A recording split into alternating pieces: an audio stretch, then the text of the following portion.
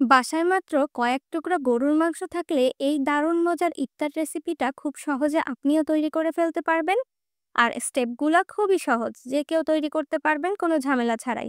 আর এই খাবারটা স্টোর করে পুরো রমজান মাস রেখে দিতে পারবেন ডিপ ফ্রিজে। যখন মন চায় বের করে ভেজে নিবেন। শুধুমাত্র রমজানে না, চাইলে ঈদের সময়ও কিন্তু পোলাওয়ের পাশে এইরকম কাবাব সার্ভ করতে পারবেন। এটা খেতে কিন্তু অনেক বেশি মজার। দেখেই বুঝতে পারছেন এর টেক্সচারটা এবং এটা কতটা ডিলিশিয়াস হবে।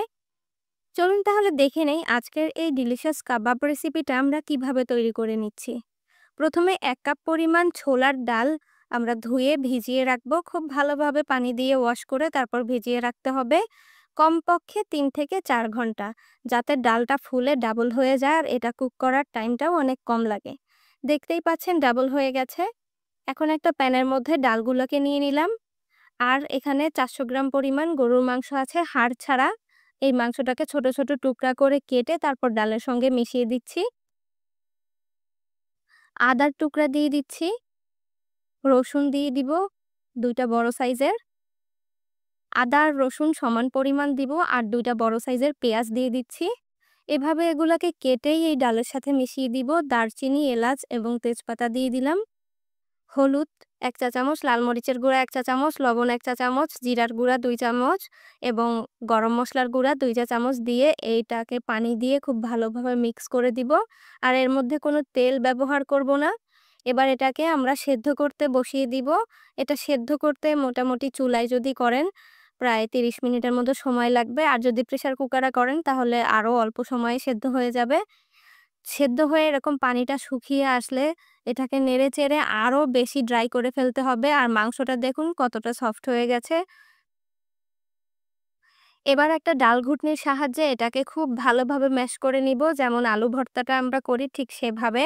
যেন কোনো মাংস বা ডালের দানা না থাকে সেটা খেয়াল রাখতে হবে। চাইলে এটা ব্লেন্ডারেও করে নিতে পারেন বা পাটায় পিষে নিতে পারেন। এরপর এটাকে একদম ড্রাই করে শুকিয়ে ফেলতে হবে। যত শুকাবেন কাবাবটা খেতে তত বেশি ভালো লাগবে। দেখতেই পাচ্ছেন এটা কুক করতে, করতে আর আমরা যেভাবে ডাল ঘুটনি দিয়ে ঘুটেছি তাতে একেবারে ভর্তা হয়ে গেছে।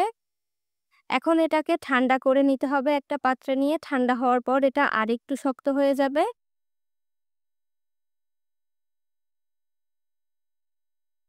কাঁচামরিচ নিয়ে নিলাম ৪-৫ টা, এটাকে মিহি কুচি করে নিতে হবে। আর ধনেপাতা নিয়ে নিব ১ মুঠ পরিমাণ, সেটাও মিহি কুচি করে নিতে হবে। এরপর এগুলোকে ডালের এই মিশ্রণের সাথে দিয়ে দিব। আপনারা কিন্তু সেম রেসিপিতে মুরগির মাংস দিয়েও করতে পারেন। ২ টা ডিম দিয়ে দিলাম। ডিমটা দিয়ে খুব ভালোভাবে মেখে নিতে হবে।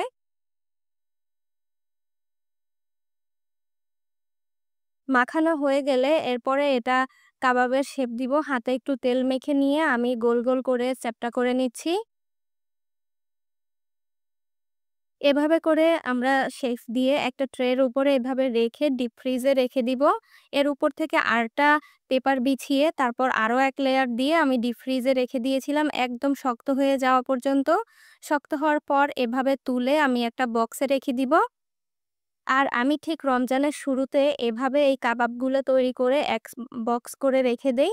যখন আমার খাওয়ার প্রয়োজন হয় তখন এটা বের করে এভাবে শক্ত অবস্থায় আমরা ভেজে নেই। এটা নরমাল টেম্পারেচার আনারও কোনো প্রয়োজন হয় না।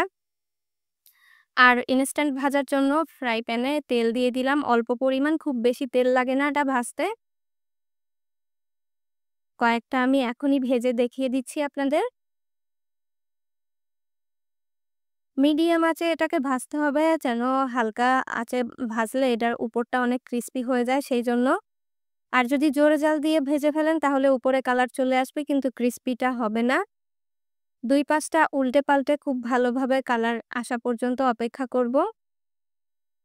চাইলে কিন্তু এটা ডিপ ফ্রাইও করতে পারেন। যেগুলা ফ্রিজ থেকে আমি বের করে নেই সেগুলা আরো বেশি তেল দিয়ে ডিপ ফ্রাই করে নেই। আর যেটা ইনস্ট্যান্ট খাই সেটা এভাবে অল্প তেলেই ভেজে নেই। কালার চলে আসলে এটাকে তুলে ফেলতে হবে। একটা কিচেন টিস্যুর উপর নিয়ে নিচ্ছি এক্সট্রা তেলটা যেন সরে যায় এইজন্য।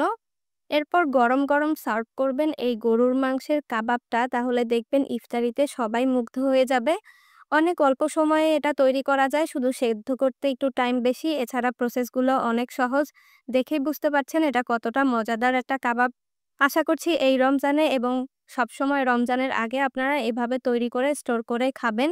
ইনশাআল্লাহ ভালো লাগবে। আর ভালো লাগলে ভিডিওতে লাইক, কমেন্ট, শেয়ার করতে ভুলবেন না। আমার চ্যানেলে নতুন হলে চ্যানেলটি প্লিজ সাবস্ক্রাইব করে আমার পাশে থাকবেন। দেখা হবে আরও মজার রেসিপি নিয়ে নেক্সট এপিসোডে। ভালো থাকবেন সকলে।